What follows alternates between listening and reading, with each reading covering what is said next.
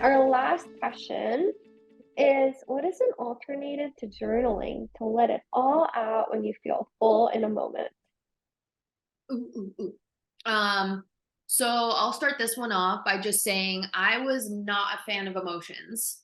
I didn't think they were important. I thought they were a huge use of energy. Um, they say it's emotions are energy in motion.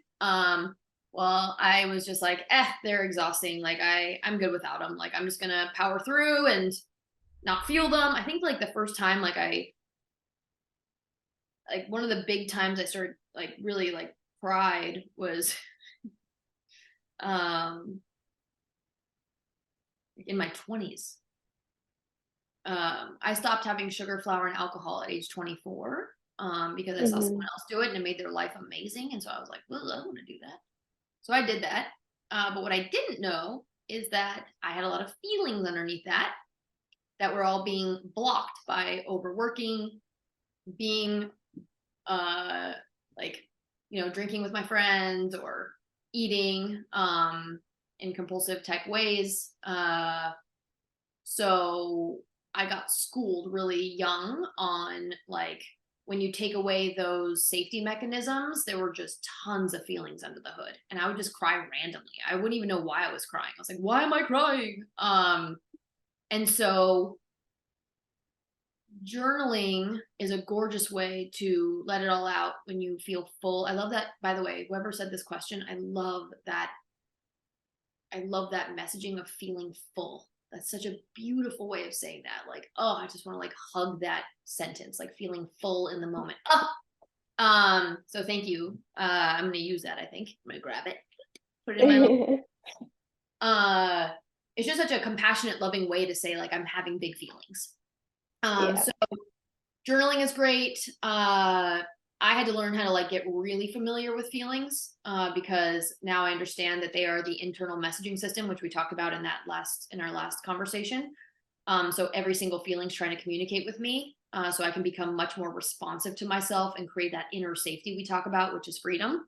That no matter what's happening Mhm. outside of myself, I'm deeply connected to my feelings and needs.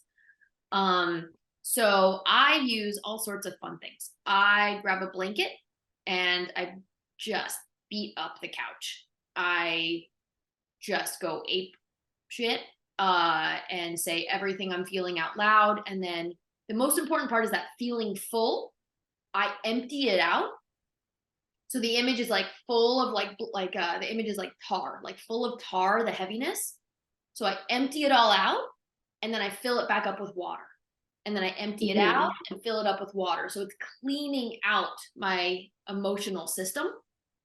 And so like I'll empty it out with like it's kind of funny, but sometimes I'll just stomp around my kitchen and be like, there was a really funny moment recently where I bought cucumbers because I wanted to make a salad. And I got home and they were all spoiled. Okay. Like they're all slimy and gross. I was so mad because I really wanted a salad. And instead of bottling that up, I let myself have a full blown temper tantrum. So I was like, by myself in the kitchen. I don't want. I want cucumbers. I want cucumbers. I want cucumbers. I'm so mad. There's no. I'm so mad the cucumbers are there. I'm so mad they're slimy. I'm so mad. Like just like letting it all out. So I use alone time of just because otherwise I shove that feeling down.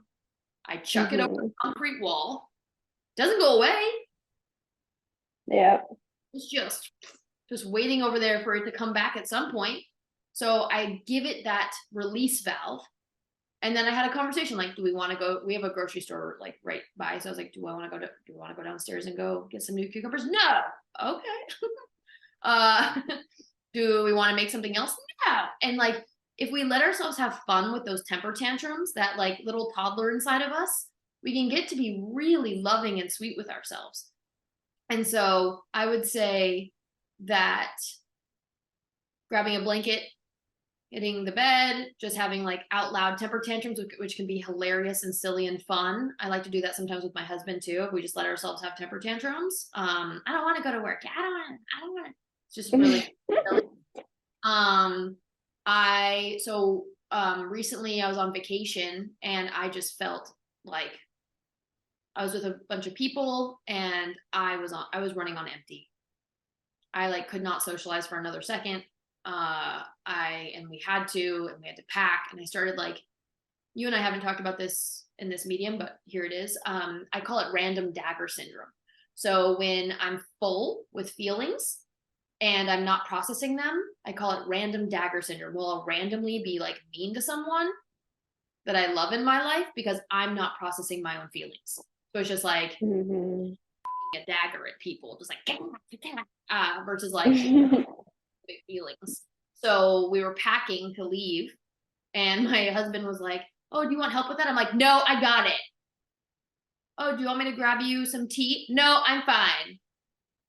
And noticing like, "Ooh, I'm not being nice. What the heck is going on? He's not doing anything to deserve that. What's going on inside?" I was full.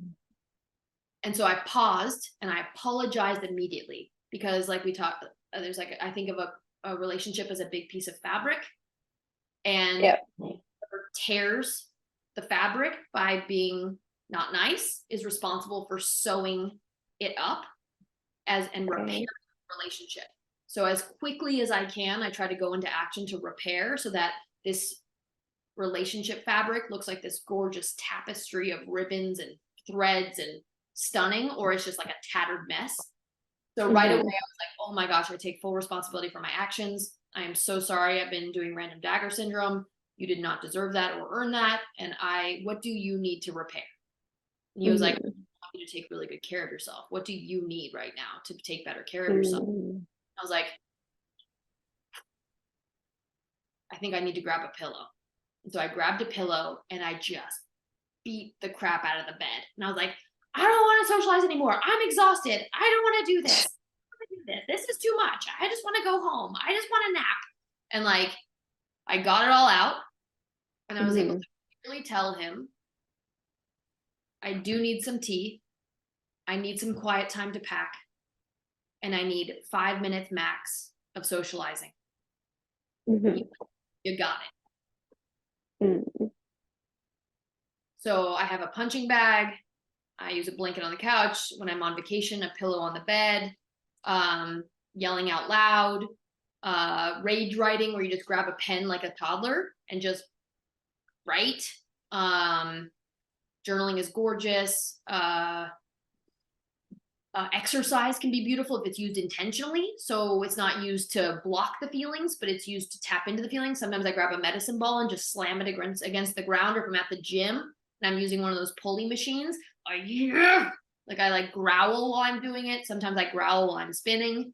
So it's just using things intentionally to tap into those feelings, to empty it out, but then filling back up is, I'm okay even if I'm angry right now. I'm okay even if I'm sad. It's okay to be sad. I'm safe even though I'm sad. I'm okay even if that person wasn't nice to me. I'm okay. And I can go myself. So empty out, fill back up. I'm okay even if this isn't the way I want this to go. I'm okay even if this is hard.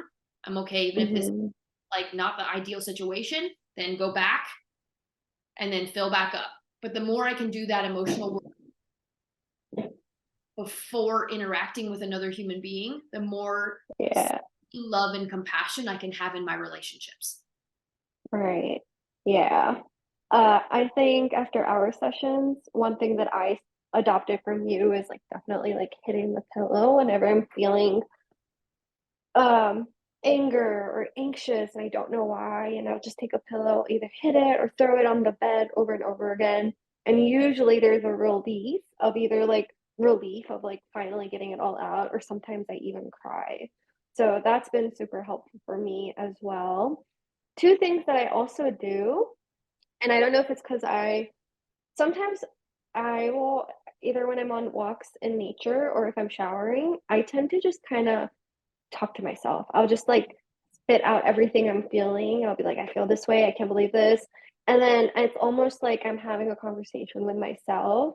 And then by the end of it, I think this is the filling it up with the water. I'll be like, oh, like that's okay.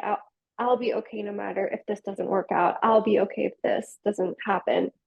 So I didn't even notice that I kind of fill up the water there as well. And then the other thing that I tend to do, and I'm not sure if this is usually when I feel sadness, but I also dance my feelings out. So either I dance or there was a phase during COVID where I created. Like I'll just go to a piano and just start singing. This person who asked this question is actually a singer. So maybe that's something that he or she can explore, like just singing out how you're feeling and just coming up with words randomly. I do that too. So I think there's so many different ways, and I think it's just really exploring which ones resonate with you the most. 100%. I love the idea of singing out your feelings. That just feels so fun and just so sweet. There's like a real sweetness to that and almost a silliness where it doesn't have to be so heavy. It can also be silly. And I love the idea of Yeah. singing it out, moving the body,